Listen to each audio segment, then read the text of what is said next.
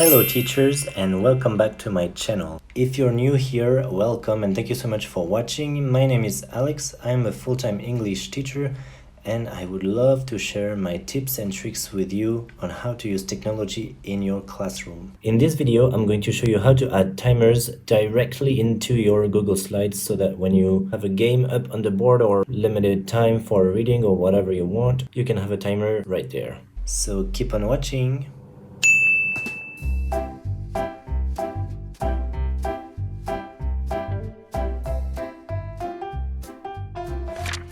Okay, so this is going to be a really easy one. All you have to do is find a text. So I'm using Little Red Riding Hood again. Put the text on your slide. You can write questions in the corner. For example, what is the story about? Find 3 words you don't understand. Write down as many verbs as you can see. And then you can change the font, the style, everything. And if you want to add a timer right into your slides, all you have to do is click on Insert, Video, and then you can type in timer 5 minutes and all the YouTube videos will pop up.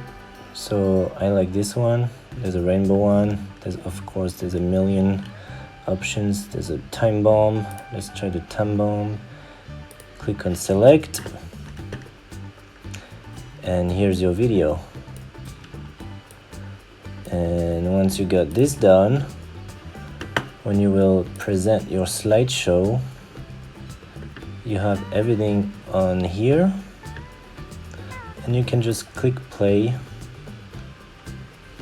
and voila, the timer will start right from the slides. You don't even need to exit the slideshow or anything. You can just keep going through your slides and you can pause, resume, change where it is in the video, just like if it were on YouTube. You can even change the playback speed to make it slower or faster, and without your students knowing, turn a 5-minute timer into a longer timer.